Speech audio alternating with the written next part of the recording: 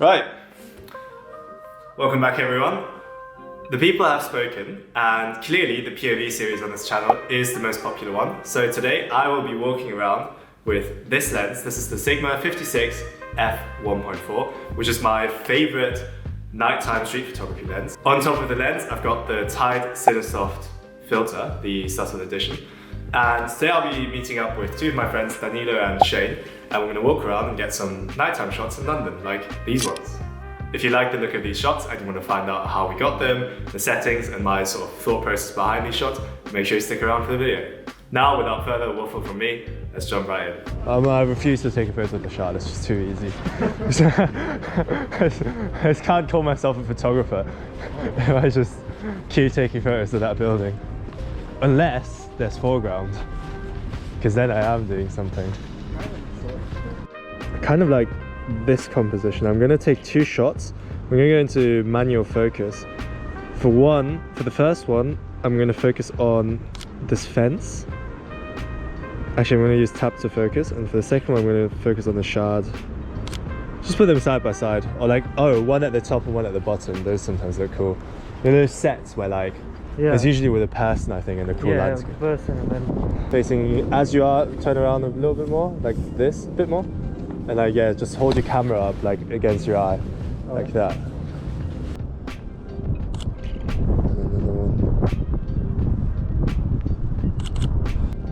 I'm using f1.4 for this because obviously the blurriness is quite important for the shot. So the idea is that once I edit it, I'll put one at the top and one at the bottom, like that, kind of. Yeah, there's a little metal plate here that we're going to use. Are you going to wait? Oh, shit.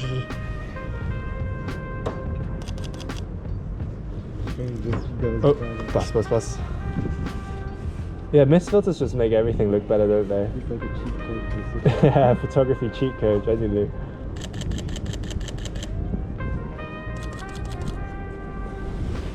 Sweet. I really like that. What is it? Oh, the London Bridge Hospital. Yeah, it looks really cool. I wish I had a mini tripod so I could take a long exposure. Actually, I can. Long exposure, the water is way too weak. Oh, really? Does it just not work at all if it's too... It's gonna just look like blurry. I'm curious, so I'm gonna try anyways. So normally, what I quite like to do with water shots is take like a 10-second exposure, because then over the course of 10 seconds, it averages out all of the water movements, which results in like a really smooth surface. Now, as you can see, it's too windy, so as Shane said, it probably isn't going to work, but I'm curious, so I want to see anyway what it looks like. And in order to take these kind of long exposures, you want to make sure that, well, obviously the shutter speed needs to be fairly long, so I'm on 10 seconds now. To compensate for the brightness, I put the aperture all the way to f16. And to make sure that there's no camera shake when I actually press the shutter button, I'm just going to put the camera into self-timer mode, focus on the hospital. Oh, is your light? I was actually in this. Oh, it looks alright. It looks alright. You can see the water. Yeah. The water is a lot smoother, but it's not. I mean, yeah, it's fine. Yeah, I know I just said I'm not going to take photos of the shard, but this is just such a classic. You can basically use these pillars as like a natural frame for the shard. And yeah, it's just a cool classic shot. So I can't stop myself. I'm sorry. Oh, I'm still on self-timer.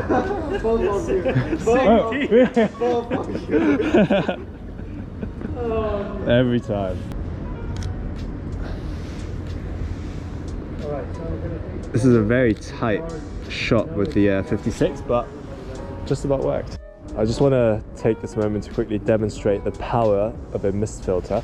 So you can see there's the bridge with the lights on top and the bottom, kind of a standard shot, but as soon as I use the mist filter, it just looks so, I don't know, like dreamy, magical almost.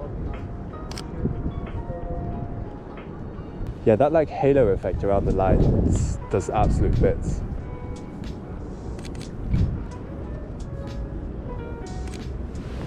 Okay.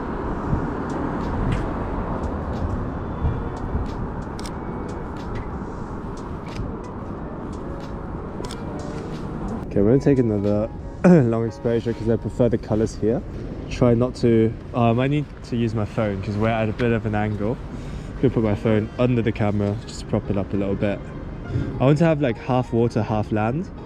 because the whole point of this long exposure is to smoothen out the water a bit. Ooh, that is smooth. Ooh, look at this shade. Sexy water.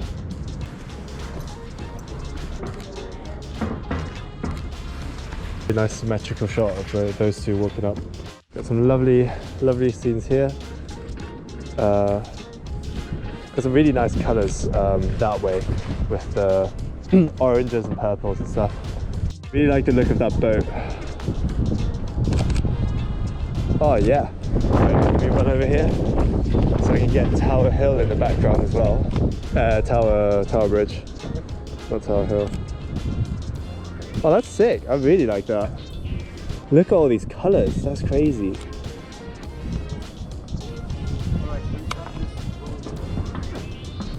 Oh, we can take a classic shot of the bank. Boom. Okay, so this is the shot. Oh, I don't have a tripod, so I can't take a long exposure. But it still works. So good. Okay, so let's go wait for these people. But yeah, as I said, you know, massive leading lines towards St. Paul, just kind of naturally guiding your eyes towards the cathedral.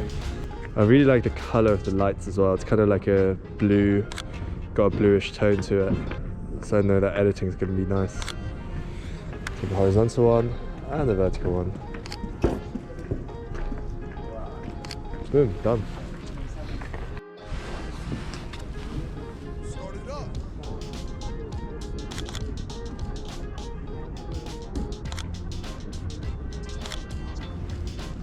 Very nice looking fairy-like trees, which tends to look quite good with the mist filter. I'm going to go over to those ones because there's a bigger cluster of trees. There's not a lot of street lights though, so I don't think the people are actually going to be well illuminated, so it's going to be a bit of a silhouette shot. I don't know if it's too dark here, but maybe I can take a photo of those two people sitting on the bench. Okay. I can see like a little shop van. I don't really know how to call these, and it's a very Shane K. Chung shot.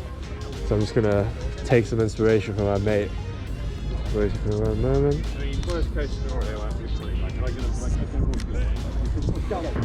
Maybe these two? Ooh, hat. Oh yeah, I'm happy with that. It's like slightly, That's nice. yeah, like a bit of a cinematic. Very cinematic. Yeah, I like that. I don't really know how to put into words that. If you had told me describe a cinematic photo, I don't know how I would. But that, I think, was a cinematic photo. Seeing you would see the film. Yeah, yeah, true.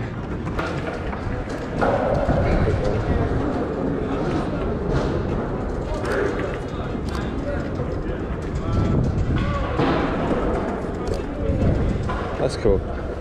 I like that graffiti shot.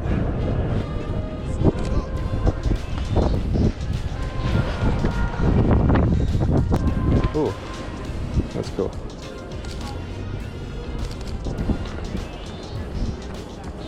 That's a cool mist filter shot. This is very Shane K. Chung. Nice. We take a close up.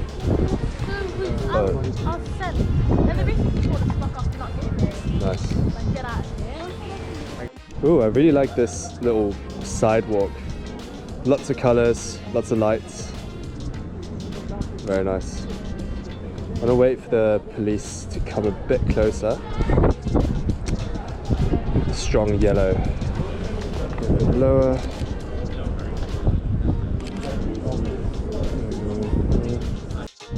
Okay, so we are close to Big Ben now. Just gonna take a shot focusing on the Big Ben, and we've got this little lantern street lamp thing in the foreground. Quite tricky to expose actually because the lamp is so bright.